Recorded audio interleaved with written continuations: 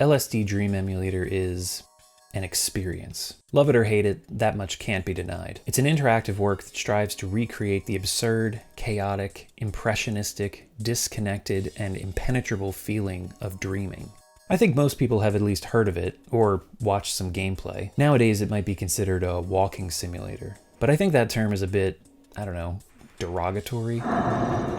Wikipedia refers to it as an exploration game, and I like the sound of that more. However you want to define it, in the game you wander through surreal landscapes, encountering strange imagery while a frenetic and experimental soundtrack assaults your ear holes. And while many publications have written about it, and many a YouTuber and streamer have made videos about it and reactions to it, not that many have really dug into where this game actually came from. Sure, I mean, it came from Japan. Of course it did, just look at it. And it was created by Osamu Sato, a musician and digital artist who turned to game design in the 90s. But there's much more to this story than just that. While the game was released in 1998, it actually all began in 1987, with one woman and her dream diary. So put on your PJs, or get as comfy as you can wherever and whenever you're watching this, and sit back as we dive into the dream diary that inspired one of the strangest games of all time.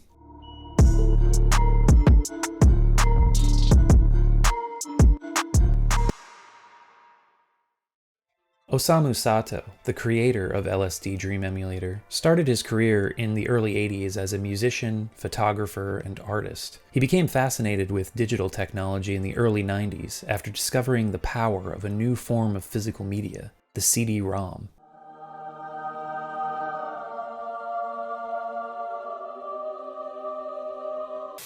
He was wowed by its ability to hold the larger data required for 3D shapes and video, and began creating short, interactive 3D works that were meant to be an extension of his art. And from these little digital experiments, he started to become interested in video games, but realized early on that he wanted to use the medium to create works of art rather than just jumpy, shooty, actiony things. So Sato started his own game studio called Outside Directors Company, OSD for short, and developed a few games for the PC. Most notably two adventure games, 1994's Eastern Mind, The Lost Souls of Tong Nao, and its follow-up, Eastern Mind 2, Middle Heaven Chu Tang. I've covered both of these in a previous video, and there's a link in the description below if you're interested in watching it. While you're there, there's also a link to my Patreon in the description as well. If you want to join these fine folks in supporting the channel, consider donating. Become a dungeon dweller. Join us. Anyway, the first Eastern Mind got a Western release, and even won a few awards. OSD also went on to develop a couple of Japan-only educational games for PC that earned the studio a little bit of revenue. With the accolades from the first Eastern Mind and the profits the edutainment games brought in, Sato could fund his next project, which would become LSD Dream Emulator. Sato got the initial idea for Dream Emulator while playing a racing game, of all things. Basically, he sucked at it, and was frustrated because he wasn't good enough to enjoy the game. So instead of buckling down and just, getting good, Sato thought, yo, wouldn't it be sweet if you could, crash your car into a wall and be, transported to another dimension or something? That's how I imagine he said it anyway. People who've played Dream Emulator will immediately recognize this as the linking feature in the game, but more on that in a bit. Anyway, this was the seed of an idea that would eventually become a game unbound by the rules of reality. And what better imaginary realm to set such a game in than our own subconscious minds? So Sato decided that his next game would be about dreams. When Sato pitched this idea to the rest of the OSD team, he was approached by Hiroko Nishikawa, a staff member and writer on the studio's previous games. She told him that she'd been keeping a dream diary for several years, and offered to share some of the entries with him. Sato was immediately taken with the surreal imagery and imaginative way in which Nishikawa described her dreams, and he quickly named her one of the lead designers on the new project, along with himself and another designer, Satoshi Ashibe. Then, Sato began pulling elements from her dream diary to use in the game. The apartment building where Nishikawa lived and acted as the setting for many of her dreams became the initial starting location in the game. A moonlit pagoda, a large baby, UFOs, a woman in a dark city, abandoned warehouses. These were all images taken directly from the dream diary. Sato and the rest of the team came up with a bunch of other images and ideas as well, and the project quickly began to take shape. We'll get back to that dream diary shortly, but before I go any further, I should probably give a quick rundown of the game for anyone who might not be familiar with it. Dream Emulator is a first-person exploration game, and the idea is to wander through a night of dreaming. The main menu starts from day 001 and goes all the way up to 365, representing a full year of dreams. When you hit start, you are placed inside a dream and are able to move freely around the environment. For the first several dreams, you'll start inside an apartment and can wander the interior and even go up to the roof and down to the grassy area surrounding the building. Sometimes different events can happen in or around the apartment building, but I'll go more into how events trigger and how the game evolves in just a minute. For now, you can leave the starting apartment building through the tunnel outside to travel to a new location. Or you can bump into any object or wall and be teleported to a new area. And this is really the main form of transportation in the game, called linking. There are different types of links too. Some take you to seemingly random locations in the game world. Others will always take you to set locations. And still others will take you to a different spot in the same location. There are 14 different areas in the game, and they all have several ways of being accessed. It depends on what object or character you've bumped into, as well as actions you've performed and events you've experienced in previous dreams. The dreams can last anywhere from a few seconds to up to 10 minutes. Sometimes they just end on their own, but there are certain actions you can take to end dreams early, like falling off of cliffs or down pits. There are also certain characters and events that will end dreams if you encounter them.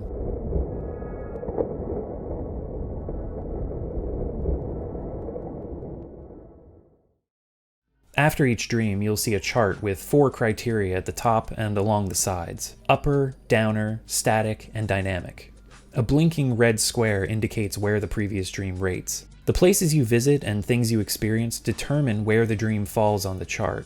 So if you saw a lot of calming or relaxing imagery, you'll most likely lean towards the upper rating. If you saw a lot of dark or disturbing imagery, you'll go toward downer. The other 2 criteria, static and dynamic, aren't really too well understood, even by members of the community who are looking into the game's code. Some believe the more quickly you transition through areas, the more dynamic the dream will be, and the more you linger in certain areas, the more static it is. But I've had dreams where I ran through different places trying to change as much as possible, and the dream was rated static, so who knows. But anyway, as you continue through the days or nights of dreaming, the music, atmosphere, and textures will begin to change depending on what you've experienced and how you've played the game. Textures may become brighter, with eyes and lips layered over the environment, and pictures of Japanese models plastered onto things. Or they may become darker, with fog and shades of red, and faces of certain characters becoming twisted and distorted. Oh my god! What's wrong with your face? Kanji might start appearing over top of the game world, and a lot of the larger kanji just indicates what the object it's placed over is, like this one that says corner on the corner of the wall here. The sound design is also a standout part of the experience. The soundtrack was composed entirely by Osamu Sato, and the music changes to fit the mood of each dream. Sometimes soothing and relaxing, other times frenzied and chaotic, and then dark and sinister.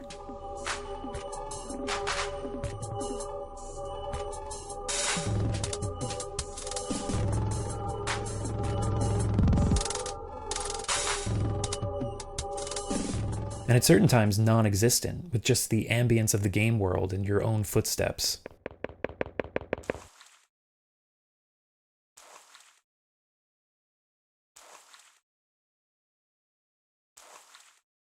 These sound effects change depending on the textures and floor or ground you're walking on as well. Sometimes sounding like regular footsteps, other times sounding like toy horns or other kinds of objects.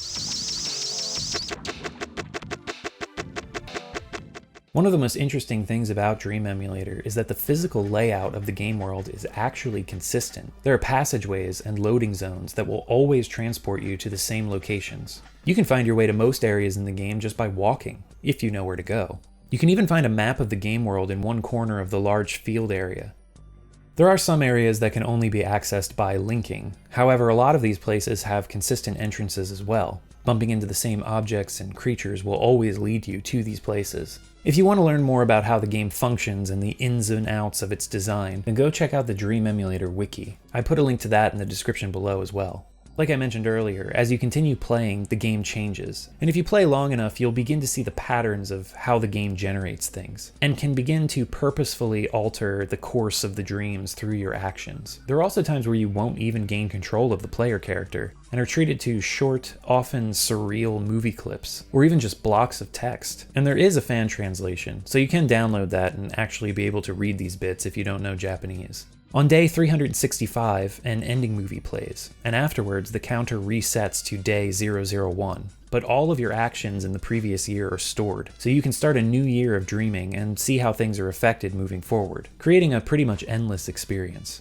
There are no objectives in the game. Sato reasoned that life didn't have any small objectives that need to be completed, so why should a video game? He sought to break the rules of what was expected from a game and redefined how games could be designed. The advertising for Dream Emulator featured the catchphrase, "Konna no geimu janai," which loosely translates to, "This kind of thing is not a game." And that pretty much sums up the whole experience. Speaking of the advertising and the release, the special edition of the game came with the soundtrack, titled Lucy in the Sky with Dynamites, which is just, the greatest title ever. Sato also separately released a double album of music from the game called LSD and Remixes. But the first press release of the game also came with another bonus, an art book filled with work from 80 different illustrators, photographers, and digital artists, called Lovely Sweet Dream.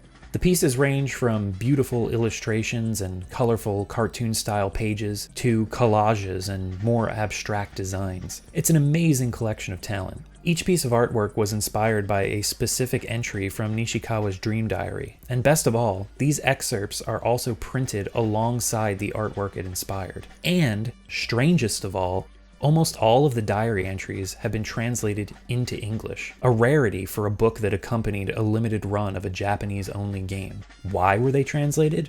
Who knows? Sato had always had an interest in Western media, so that might have been the reason. It might have also been because it was 1998 and adding English to a Japanese art book was considered cool. I have no idea, but it's incredible that it's there. While LSD Dream Emulator is a unique and magical experience, for my money, the art book is the real treasure that the team gifted to the world. And sadly, hardly anybody knows about it. It's mostly just relegated to a footnote whenever people talk about the game.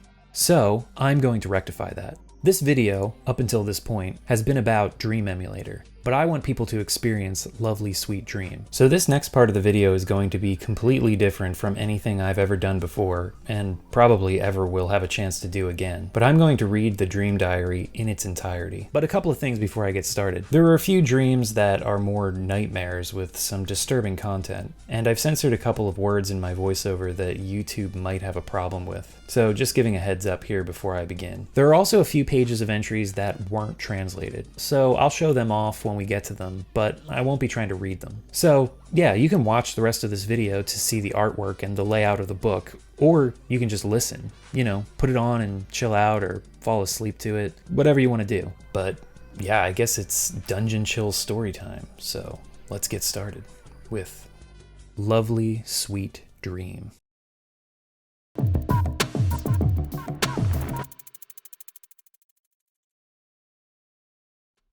Lovely Sweet Dream.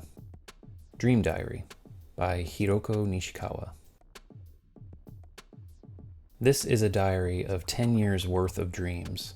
From this diary, the game LSD was born. Now, following its birth, from these dream fragments and the collaboration of 80 artistic units, this book was born. A dream world apart from the game LSD. This is Lovely Sweet Dream. Saturday, April 21st, 1987. The depths of the earth. I'm dreaming in a headache. Gigantic fish and manta rays are swimming at the bottom of a stagnant river. It feels as if I am looking down at the bottom of the earth from high up above. No one else around can see these things. Jostling against each other, the thousands of huge fish are swimming gracefully. It's a scary yet somewhat familiar scene. Friday, January 1st, 1988. Mei Getsuso apartment became a big, reinforced concrete building, and I'm stealing some wine. The elevator has an old-fashioned door made of iron grate. I get off on the 3rd floor. The entrance hall is an old counter-style cafe.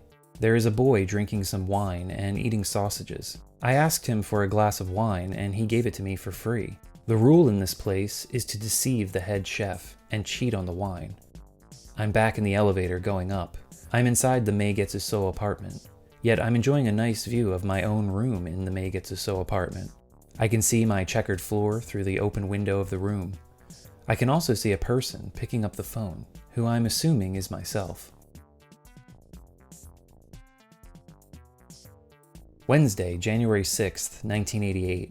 The alarm clock keeps ringing. My alarm clock keeps ringing even after I stop it. I can't get rid of the nasty noise, no matter where I put it, underneath the futon, in the closet, in the kotatsu, or underneath the cushion. I take it to the house next to mine, but it is my house again. I open up the cover of the clock and yank out its battery, but it still won't stop ringing. It keeps ringing even after being all taken to pieces. I think about smashing it against the floor, and my mom's face suddenly pops up in my mind. Holding the ringing clock in my hand, I'm feeling lost without knowing what to do. Tuesday, January 12th, 1988. A World I Know. Where is this? It looks like the grounds of a shrine, like a deep, dark forest. I'm wandering around. I can't get over the feeling that I've been to this place before. The temple and the tower look much bigger than usual, and I feel as if I were lost in a world of immensity. It's very dark with no sky up above, like being in the depths of the earth. Anyway, it's a world I know.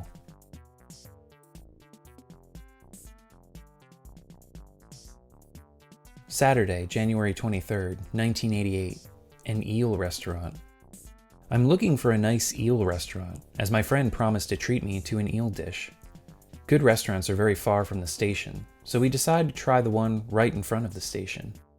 I'm thinking it wasn't such a good deal, because it's just an eel stand. Sunday, February 7th, 1988. Just a baby, but his face has grown up. It's been a while since I last saw the Kurishima's baby. I'm looking into his face and it's all grown up, but the rest of him is still a baby. All I can say is, my, how much you've grown. Thursday, February 11th, 1988. An upside down woman. An angry sea. On a big tree by the sea, an angry woman is tied upside down to a tree.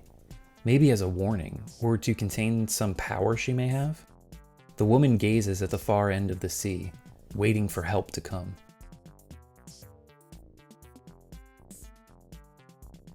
Thursday, February 11th, 1988. A whale catcher. Under the winter sky, there comes a man with a spear in his hand, a whale catcher. He throws the big spear into the frozen sea.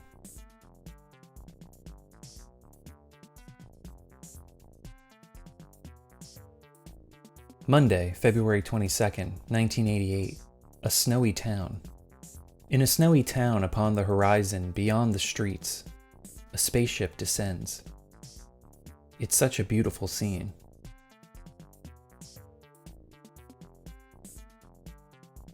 Sunday, February 28th, 1988. A gas tube eating lion. In the kitchen of my Meigetsuso apartment, I open the back door and find the remains of a torn-up gas tube. Nearby are 3 of a family of lion-like animals. Monday, April 8th, 1988. He was Hope. A miniature Fuji has erupted like a sparkling fountain on the mound of Mount Fuji. From that spot, a big red ogre is born. The red ogre sits down in front of A and Un, the guards of the main gate of the temple, as if he were keeping an eye on them. Between the 2 guards, a boy named Taro is born. The boy slips past the red ogre and escapes, diving into the vortex of time in front of the gate. He is Hope.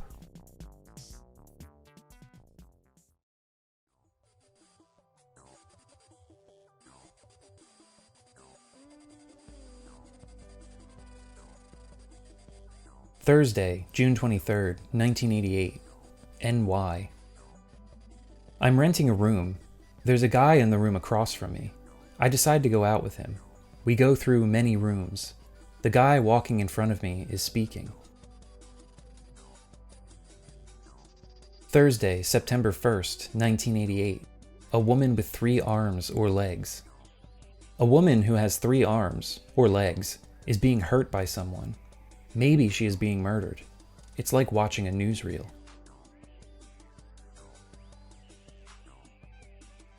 Friday, September 2nd, 1988. Chinatown, Kyoto.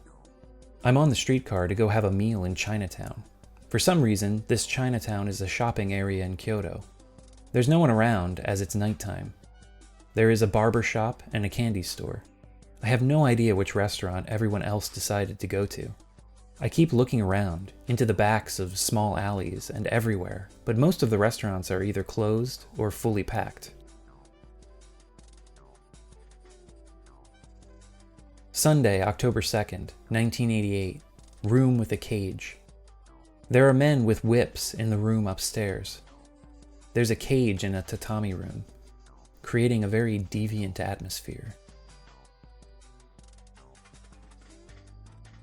Sunday, November 27th, 1988. A restaurant elevator and a gigantic crab. I'm on the elevator with everyone. The elevator is an 8 tatami mat-sized restaurant.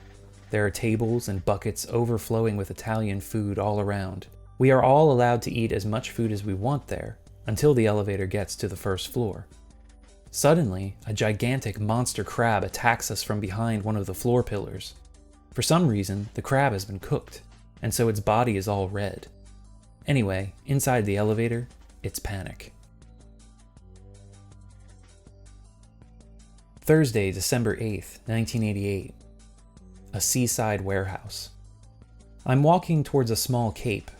There is a warehouse on my right, and a craggy place on my left, where the waves are breaking. Stored in the warehouse are fish taken from the sea, which will be transported to another town. From the sea to the craggy place, and from the craggy place to the warehouse, patches on the paved road where the water has dried up give off a fishy smell. Passing the warehouse to the head of the cape, there's a short lighthouse, then the sea. I think I see someone collapsed in the shadow of the lighthouse. Tuesday, December 27th, 1988. A trapezoidal mountain. A trapezoidal mountain can be seen in the distance. I'm in the tropics. The sweltering air is moving only slightly. I'm standing on top of the trapezoid mountain. The top is much narrower than I thought it would be, with rocks sticking out like thin crystals, leaving almost no space for me to secure a foothold. I finally managed to hold on to one of the rocks, but they are all about to fall to pieces.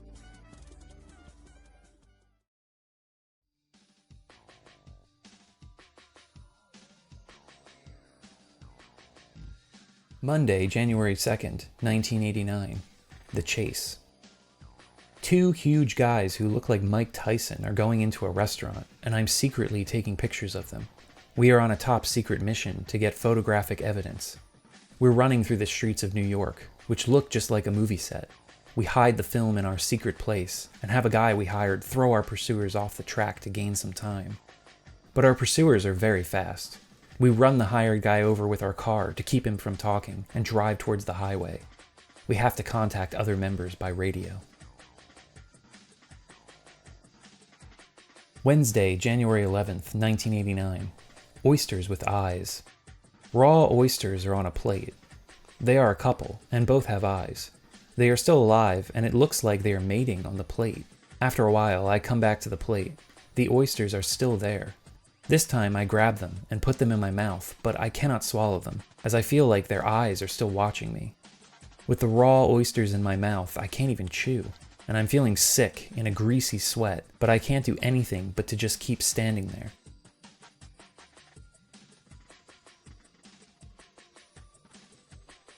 Thursday, February 2nd, 1989. A revolution. In an airplane hangar, the ceiling is way up above, and the space could hold a small building. I'm on the second floor of a gun turret in the center of the hangar, playing catch with some kids downstairs, when suddenly there is a revolution. Soldiers from the Revolutionary Army storm into the hangar and capture all the people one after another, standing them in a circle in the center. I'm trying to escape from the second floor by a ladder, but I get captured too, and a bag was put over my head. In the center circle, hostages are still running around in resistance.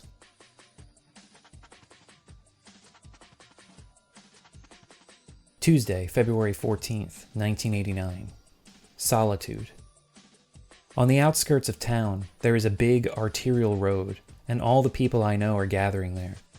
I came from somewhere far away. I'm pretty exhausted. When I finally reach them, most of them have already left on a big truck to a department store in the suburbs. I was told this by the people who remained behind. I wonder why no one waited for me. I feel really lonely. Once again, I am all alone. I don't belong with the people who left, nor with those who remained. Nor will I belong where I'm headed. Monday, February 19th, 1989. Swimming pool room in Hawaii. I'm in Hawaii. A woman that I don't know, and a couple that I do, are here with me. Taking pity on my coming there alone, they let me stay in their room. But there's only one bed. The three of us sleep together, but I feel uncomfortable. I visit the other woman in her room and find it filled with water, like a swimming pool. A button is pushed, the water recedes, and the whole place dries up instantly. Seeing the stunned look on my face, the woman tells me it's only possible in Hawaii because the air is so dry. Tuesday, March 28th, 1989. The death of the dog on the bus. I'm on the bus. The dog I saw in a Chinese restaurant in Mukojima on Sunday is lying on the seat behind me. After a while, the dog dies.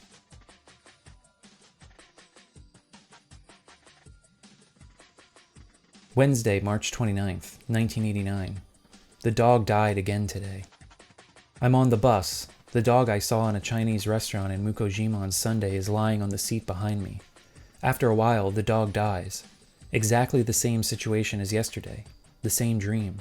I can't seem to stop thinking about the dog.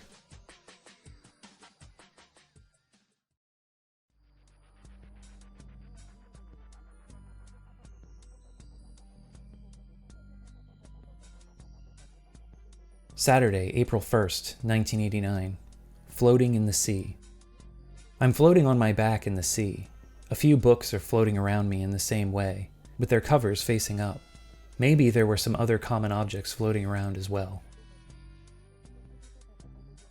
Monday, April 3rd, 1989. A wet old man in a basin. Standing outside, in the cramped area where we dry the laundry, is a chubby old man. Rain is pouring down. A tall, thin guy next to him is helping him quickly back inside. From inside the room, I try to help. We sit him on a chair, clean his muddy bare feet, and order a girl to get a basin filled with water. My eyes keep returning to the milky white color of the basin.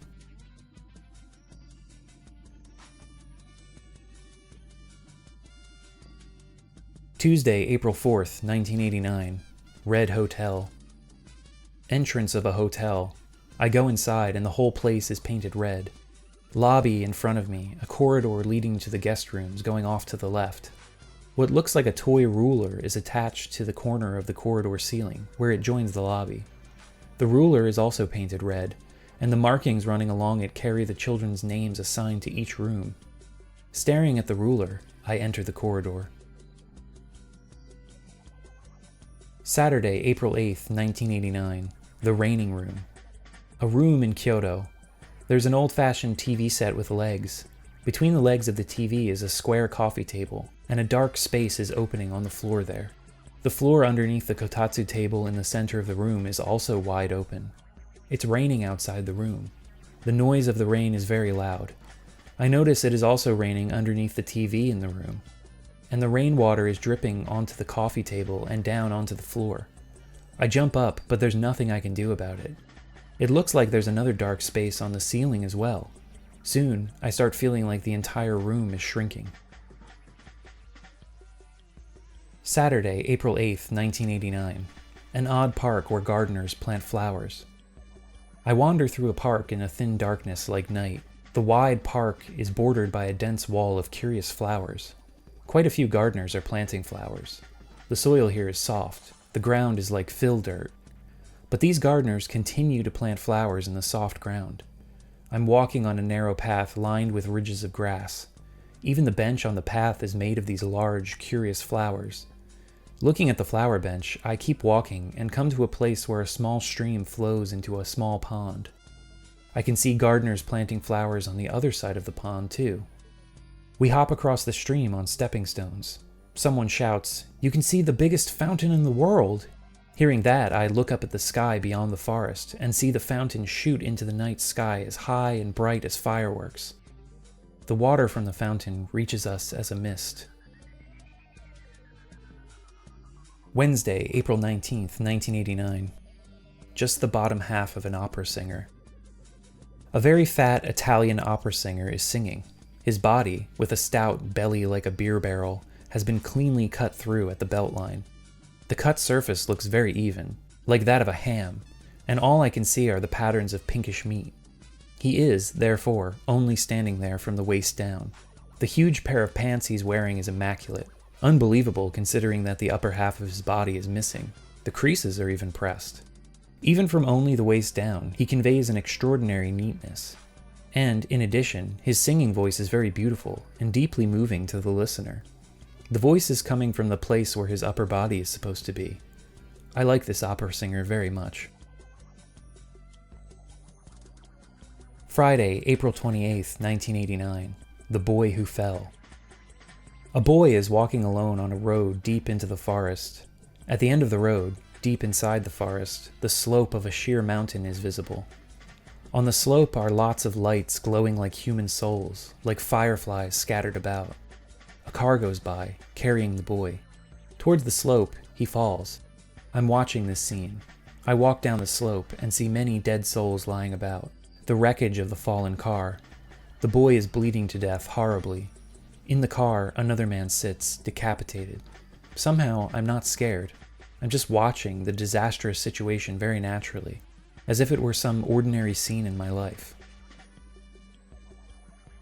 Saturday, May 6th, 1989. Red fruit dug out of the sand. A place where small bonsai-like trees have been planted. In a ditch under the tree, the ground was soft and sandy. I'm digging in the sand. A red fruit the size of a plum pops out. The more I dig up the sand, the more red, round fruits come out. I'm so excited, I keep digging in the sand, cradling the red fruits in one arm. The touch of the very soft, warm sand. The red fruit. Sunday, May 7th, 1989. The Turtle. A school. We are all doing exercises. We go back to our seats, a narrow auditorium classroom. We line up in single file and seat ourselves. When I get to my seat, I see a small turtle. Its shell is cracked as if it has fallen from somewhere. I find a container for this turtle and decide to keep it, but I'm worried that I won't be able to keep it for long. Friday, May 12th, 1989. The Room of the Captured Elephant. I run into a room. There is a big elephant and a man. The elephant has been completely shoved in, so there's practically no space left in the room. It looks like the man and the elephant are captured in this room together. All I notice are the wrinkles and body hair of the elephant. The man is an elephant trainer. He can freely control the size of the elephant to be big or small. Monday, June 26th, 1989. A swim in the river. A wide yet shallow river. It runs through the center of town. We are swimming in the river, as if we were drifting. There are so many people. While swimming together, we seem to be caught by the rapids. I'm not scared. There must be a waterfall, but I'm not scared.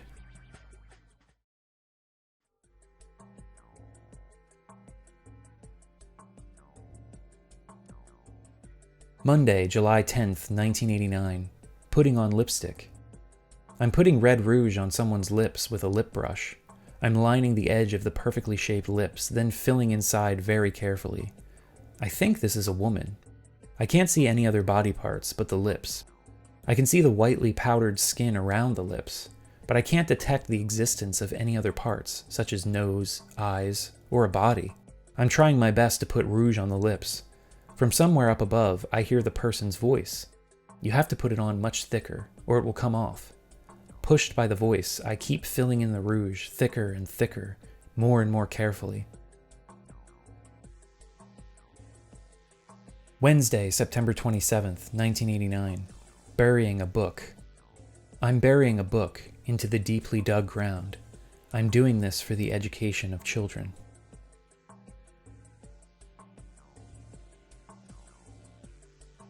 Wednesday, September 27th, 1989. Bizarre people.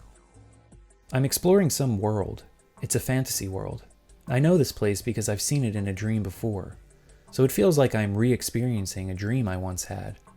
Going up the medieval-looking stone staircase, I see some bizarre people with the bodies of snakes and human heads standing around a square pond. They are all wearing hats with feather ornaments, like medieval aristocrats, clothed in woven vests and holding large goblets in their hands. I put big stones on their long bodies so they can't move. Then we walk back down to the bottom of the stone staircase. Wednesday, October 4th, 1989. A daydream. A labyrinthine town, winding alleys intertwine like nerves. I am in one of the alleys. There, sunlight comes in through a skylight. There's some spilt milk on the floor in front of a refrigerator, reflecting the sunlight. A strange cat comes and laps up the milk on the floor. I'm right next to the cat, watching. A scene just like a daydream. Wednesday, October 4th, 1989. Rabbit entrails. There are some rabbit entrails. Someone says they are really tasty. They look like a bunch of big dried livers. Someone else says to eat them after flipping the skin inside out. I picture a rabbit being skinned and taken apart. Strangely, the image is not at all graphic. Not a drop of blood spills. A concert without music. A play without actors. Friday, November 10th, 1989. Water Cat Temple. There's a big pond inside the house. I'm swimming in it and see a big, bloated cat floating in the water. It's called Water Cat. We are very good friends. It's really soft, and hugging it gives me a warm feeling. This cat can only be with me when I have my contact lenses out. He goes back into the water as soon as I put my contact lenses back in and can see well. I put on my black outfit and a jacket and go out. The town is full of juvenile delinquents. I run into my old junior high school. It's located in a dense forest. I climb up the mossy wall and try to get in, but grotesque demons keep me out. I'm running back and forth on the wall. Water Cat is following me. Water Cat and I jump off the wall and decide to go around to the main gate. The gate looks like a Buddhist temple. Someone opens the gate from the inside and tries to beckon to us.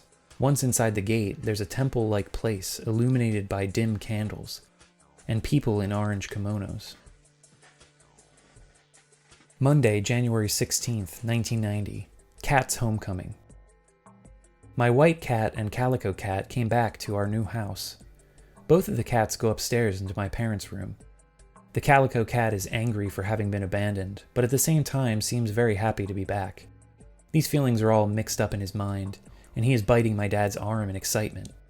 It won't let go, so I want to grab a box of Kleenex to throw at it to calm it down, but I can't move my body.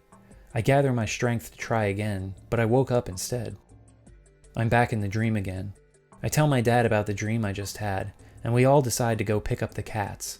4 of us, my mom and dad, my older brother, and myself, get on the bus and return to our house in Guion.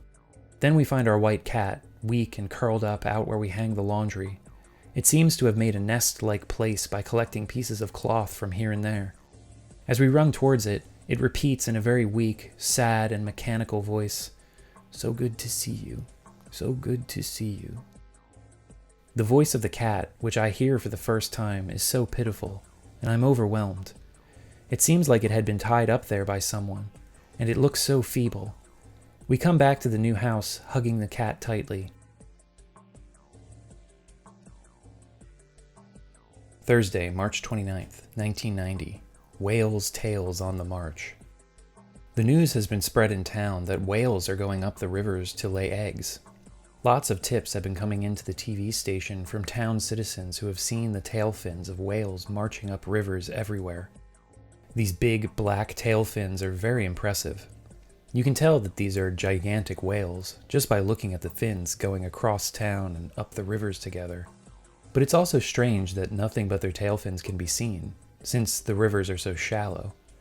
Watching the live TV broadcast of the march in the river near my house, I rushed down to the site. The marching whaletails look just like a stage set.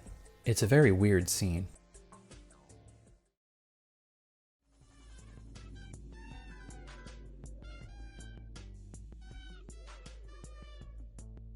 Monday, September 17th, 1990.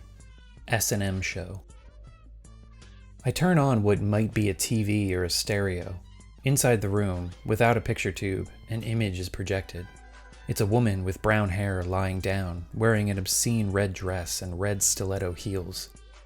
She is performing a sex scene with a guy in an odd, futuristic costume. Both of them are getting off on touching weird places on her body, like the heels of her feet and the undersides of her breasts. The whole mood is perverted. Maybe I'm just watching a porno flick.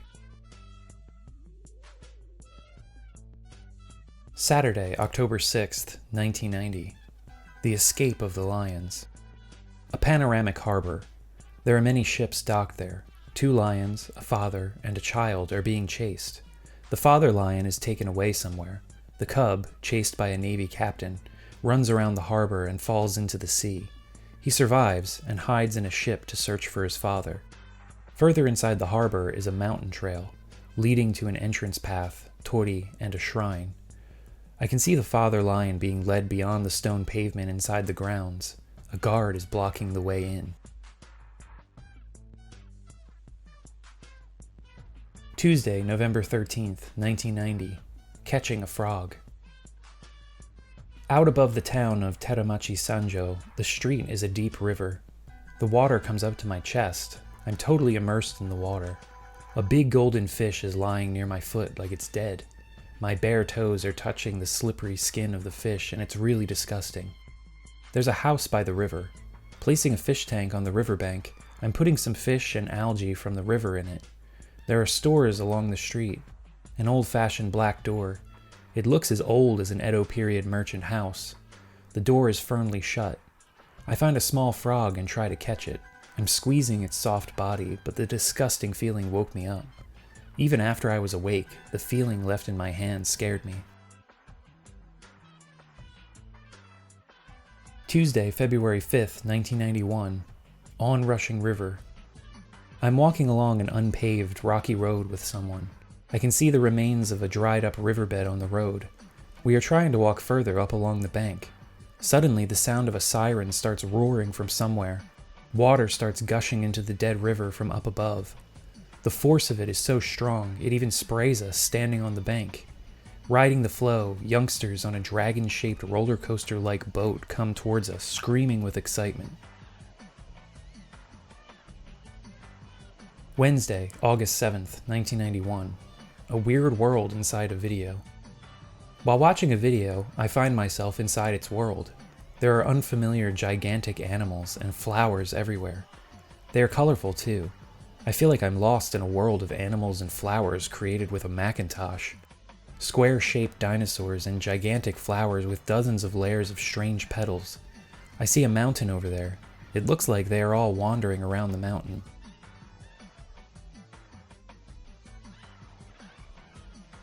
Wednesday, August 7th, 1991. Unusual collective residences. I'm hanging out with an older woman to see some unusual architecture. It's an apartment complex, and there are red and blue wicker baskets hanging inside the rooms. The combination of red and blue baskets seems to be what makes this architecture unique. The red and blue together look something like modern art, but the room is already cluttered with miscellany, and I can't move at all because of the laundry and things everywhere. It seems that an old couple lives here. I'm just standing in the room, amazed at the clutter. I can see a row of red and blue baskets in a room over in the other wing. The woman I'm with is walking around in that room. I feel like there's no point in looking around here anymore. As I walk out of the scattered room, after thanking the old couple, I see the woman standing in front of me. It's like a courtyard where we came out of the building, and there's a small, sunken public bath in the center. I can see bathtubs in an open space beyond a small passage, barely large enough for a small child to squeeze through. I bend forward and peer through the small passage to see what it's like back there.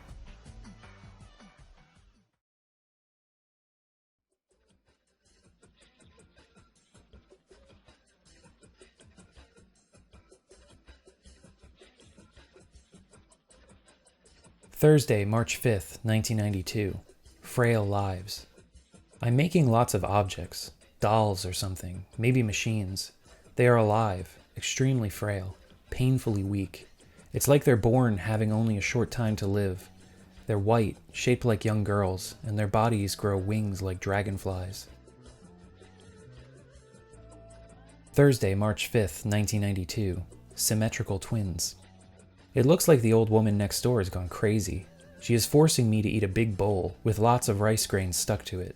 My great-grandmother has become symmetrical twins. She would usually help me, but not today. Tuesday, June 2nd, 1992. The bus. I'm on the bus with a few women. They are young, but they all have to get off at assigned stops to be... That's their fate. They know how terrible it will be, but they are also making plans to meet up somewhere later on. I really don't understand. The first woman just got off at the bus stop where she will face her destiny. Friday, April 9th, 1993. The execution. People are being brought to some kind of a filthy shack. Their clothes are filthy too. It seems to be winter outside. This place is supposed to be some kind of a camp. A short Chinese guy who looks like a priest comes in and announces that they will all be executed. He pulls up one of the men. I thought he would take him outside, but he pulls out a thick rope instead and starts winding it around the man's neck right then and there. The man being choked is me. The thick rope is choking my neck. Waves of terror are rushing around my entire body. Then I faint. Monday, May 24th, 1993. Kyoto. I'm riding on a bus, heading towards an imaginary Kyoto, Higashiyama Sanjo. I want to go towards Kawaramachi, but for some reason, I got on the bus that takes the long way around. I get off at the entrance to Higashiyama Sanjo, and in the shopping arcade is a store run by an old man who makes dolls. The dolls he makes are seductive little girls of actual size. He is sitting at the entrance of the shop, holding one of the dolls.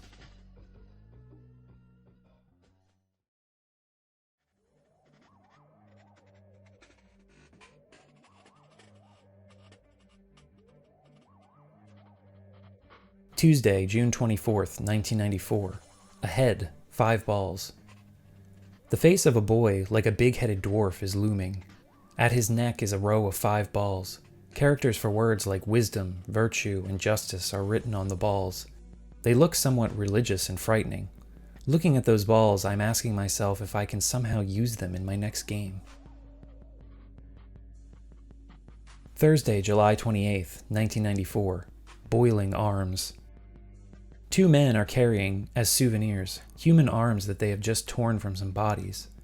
One of the arms is bent at the elbow. The family decides to go somewhere with their food. The kids, who were sitting next to me, remain behind, eating their meal from the top of a pushcart. The arm has been stewed and looks very tasty. It's delicious because the meat is fresh. Wednesday, September 7th, 1994. Orange Jell-O lips. A palatial, luxurious place. A beautiful palace with wide corridors and chandeliers. On one of the corridor walls is a pair of lips, laughing soundlessly on the surface of a mass of orange Jell-O-like substance. There's a big hole inside the smiling mouth, opening so wide I feel as if it were beckoning me to dive into it. On the orange body around the mouth are strange dots of green or yellow, making the body look like a poisonous mushroom. The lips seem to have been attached to the surface of the body as a form of punishment.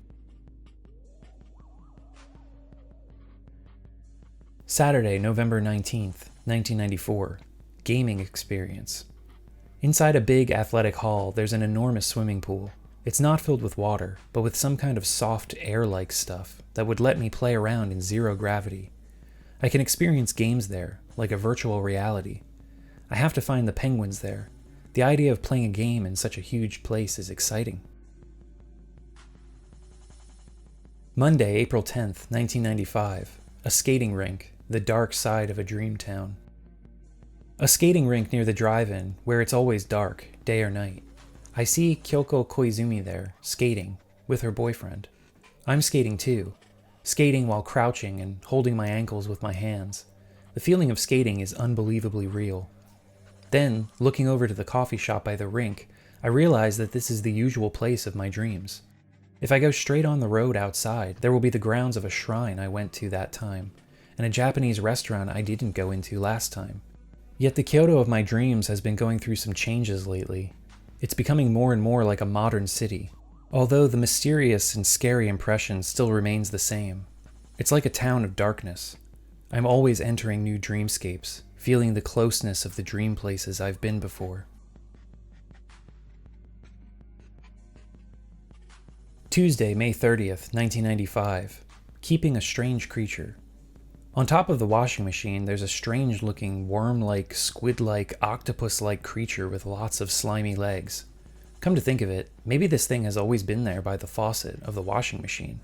As I run the water in the sink by the washing machine, the creature slimes over towards the sink, as if it was attracted to the water. It's disgusting, but there's nothing I can do about it. But when I sprinkle water on it, it twists its body as if it was sick. I want to shove the thing back onto the washing machine, but it's not working. I keep splashing water on it. It falls between the sink and the washing machine and slimes around down there. Oh, great. Tuesday, June 6th, 1995. A day full of dead bodies. A house in Gion. There are a few dead bodies about. One has no head. Others are seriously maimed. My mother and some friends have their hands in the coffins and are sewing up wounds and reattaching the severed head with needles and thread. They are working calmly as if it were housework. At a sunny church across the street, a priest is holding a little girl and trying to bring her into the church. There are bodies of children lying in the recesses of the church. Monday, September 4th, 1995. A violent town. A headless man. There's a man who has more than half of his head chopped off. With his wife, he's looking for the criminal who did it to him. I'm impressed to see how a man can walk around and talk even with his head wide open and without his brain. He says to me that the spinal cord is all he needs. That kind of makes sense, I guess. And yet, everything is so bloody. With someone else, I'm holding down an effeminate yet masculine human. She won't stop moving around even though I hold down both of her wrists. Maybe she is so powerful because her body has been possessed by some kind of monster. I tie her arms together, bring the rope around her back, and connect it to her bound ankles. She shouldn't be able to move now. Why I'm holding her down, I have no idea. Is it because it's a violent town?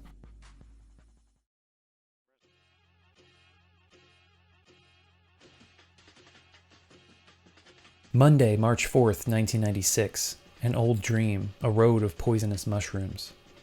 Walking up the road towards the main gate of Cheon-in Temple, I come across thousands of gigantic poisonous mushrooms, which are taller than I am. These mushrooms are in very repulsive, vivid colors like rafflesia, but are also rather comical, like something out of a Disney movie. They are everywhere along the road to the main gate, and I keep walking on this weird road.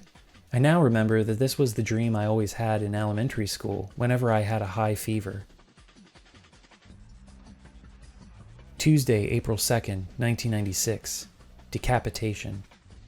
A woman is being decapitated. A very clean cut. Wednesday, May 22nd, 1996. A floating house. Her new house is a modern building of iron, metal, and concrete. It's floating in a place like a hotel lobby. There's a bellboy standing in the lobby, keeping an eye on the comings and goings of guests. The house itself is egg-shaped, and I can't see the whole thing from down below. There's an iron ladder hanging down from the floor of the floating house, so that's how I get into the egg-shaped house. The inside of the house is much bigger than it looks from outside. Then someone who seems like a serial killer comes into the house, and I'm in big trouble, but I forgot all the details after that. Thursday, May 30th, 1996. Sin Lin Su's blue room multiplies. Her name was something like Sin Lin Su, a Korean name. I visit her room. Her room is blue and circular. The room continuously grows by multiplying itself upwards. I think she has been dead for a long time. Her room was left behind, but construction is still in progress, as she wished. On each of the circles of the round-shaped wall are small windows, in which various works of modern art have been placed. People who look like curators are inside the room to provide explanations of the artworks. They are works of artists I've heard of, This blue room is full of such things. Orange lights in the small windows are turned on in regular patterns, making it look like a cemetery or the ocean floor. It's a very quiet room. Wednesday, August 19th, 1996. A massive woman and a midget. Inside a narrow, dense room, there are many people, like in a classroom. The room is over-decorated. A massive woman stands in a bay window, her midget boyfriend pinned in a scissors hold under her big skirt. Pressed between her legs, he dries to a thin piece of meat and falls to the floor. People around him are totally ignoring this. Monday, August 26th, 1996. A hill with stone faces. I'm on a hill where square stones are regularly lined up, like the statues of Moai on Easter Island. There are human eyes, nose, and a mouth on each of the stones. These faces are alive and talking, shouting and shaking themselves. They just can't move from where they are. Friday, October 25th, 1996. A skeleton. There is a skeleton, and then some strange things, and I forgot what happened after that.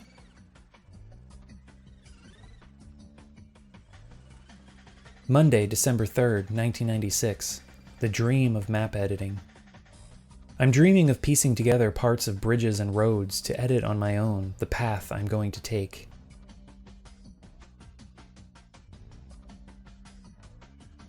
Tuesday, December 17th, 1996. Emon Cedar and a cow-swallowing monster. I'm on the outskirts of Kyoto, and the small town is in ruins. Near a car heading home is what looks like a large temple. Through the big main gate of the temple, I enter the nighttime grounds. On top of the water pump is a tree coiled up upon itself.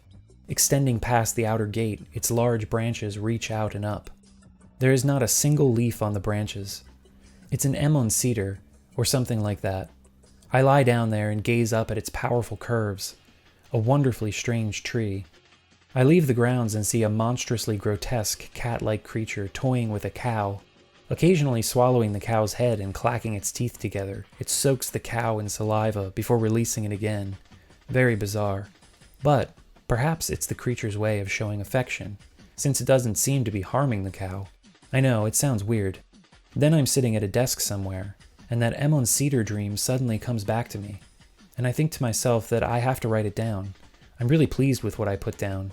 Then I woke up and realized that I hadn't written anything. I feel like I've lost something. Friday, January 3rd, 1997. Architectural stone statues become running monsters. Stone gargoyles attached to an old yet modern building come alive and start moving. Monsters that look like something that Chuta Ito would create, pigs and other creatures, are all given life and start running very quickly up the walls of the building, like wild animals racing across a grassy plain. I'm watching this scene up close, from right next to the walls. The spectacular camera angle is like something out of a movie, and I'm oddly moved.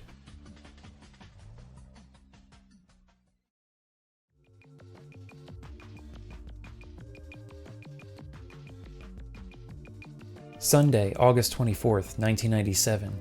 A horse wearing sneakers. It looks like I'm back in Kyoto. I'm passing in front of someone's house, and there's a big black horse living on the side of the house. The horse has a human-like character, and sometimes says things.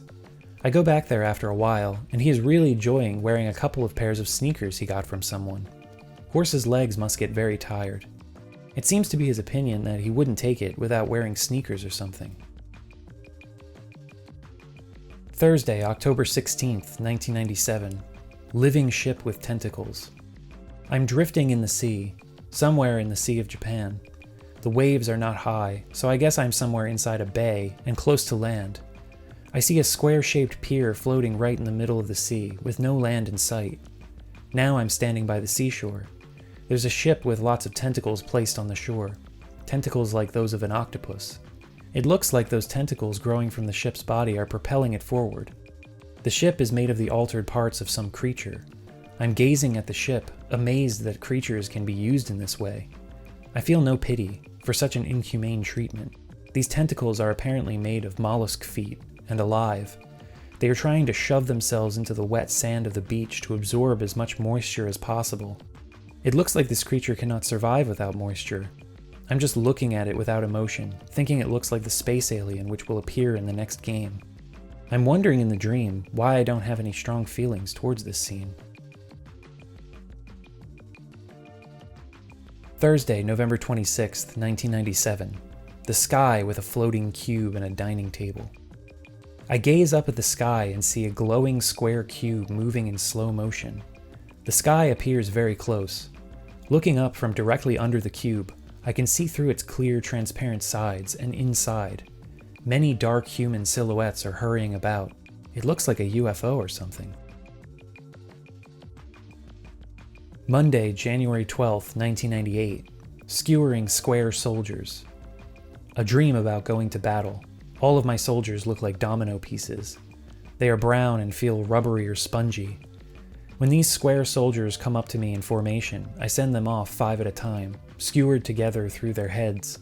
It doesn't feel too good to skewer them in the head even though they look like dominoes. Yet this feeling fades as I repeat the process. Finally, I'm completely numb. I wonder who we are fighting. Monday, February 2nd, 1998. Sleeping with a stuffed dog. A big dog walks towards me. It seems he's been neglected.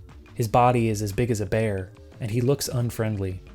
I'm walking, holding a little boy who's supposed to be my younger brother, and this dog is our guide. I notice that we are in a forest. It's night. The dog starts digging a hole in the ground, a very, very big hole. After finishing digging the hole, the dog takes my brother in his mouth, goes into the hole, and throws dirt on my brother's back to keep him warm. I join them in the hole and try to stay warm. Lying there, I look at the dog's face and realize that he is a stuffed toy. There's stitching all over his big face. It's a stuffed dog, I think to myself, but I'm not surprised. Feeling protected by the big dog, I fall asleep in the hole. Wednesday, June 3rd, 1998. The Prophet. A dream about someone seeing a vision of the end of the world and who cannot escape from this vision. The person seeing the vision is a female prophet.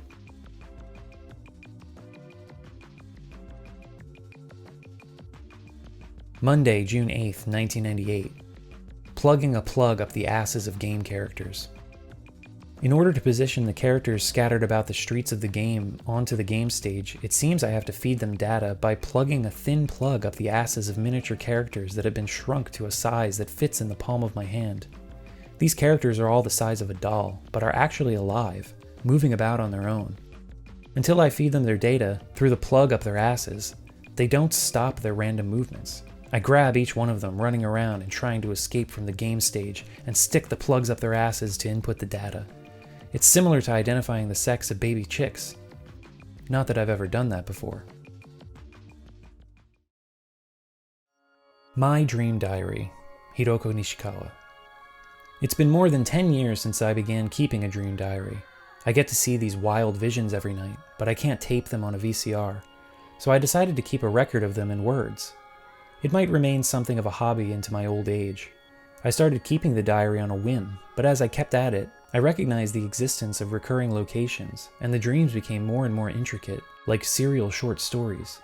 Either that or my ability to remember dreams improved. Every day, seeing the same dreams or different ones, places I recognized or those I didn't, becoming different people or things, a carnival of images created by the brain. All you have to do is fall asleep to see them. A lot of people go about their lives without knowing of such simple pleasures.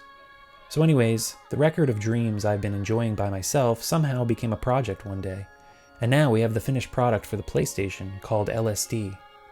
Dreaming is similar to walking around in an unknown world. Things might happen, but then again, it might end without anything happening at all. I think the game is close to these dream experiences. At the same time, we have this wonderful book called Lovely Sweet Dream. Various artists gave shape to these formless dreams. There's a difference between actual dreams and remembered dreams. Even the ones recorded in my dream diary are different from the real thing. The dreams as reconstructed by the artists who read them are different as well, and those are what are presented here. This is not just an ordinary dream diary, but is an entirely new dreamscape. Don't try to analyze them or read too much into them. Just enjoy this book as if walking through a dream. And that's it for this video. If you liked it, hit the like button, leave a comment, subscribe to the channel if you haven't already. More videos to come. I hope you enjoyed my read-through of Hiroko Nishikawa's Dream Diary. My voice is very tired now. There's a link in the description where you can download the Dream Diary for yourself through Internet Archive if you're interested. You can also find links to my Twitter and Patreon. Having support on Patreon is what will allow me to devote my time to making these longer, more in-depth videos. So, if you like what I do here, please consider supporting the channel, like these dungeon architects, Benifer94 and Izzy Lexus, as well as these dungeon connoisseurs, Crippler Jones, Joshua Weber, Mr. Independent, Old Dead Lemons, True Axiom, Warrior Song, and Where Am I? Help. Thank you all for your support, and thank everyone for watching, especially if you've gotten this far into the video. But anyway, that's all for me. So, LSD Dream Emulator, check it out. Lovely Sweet Dream, also check it out. And Dungeon Chill, out.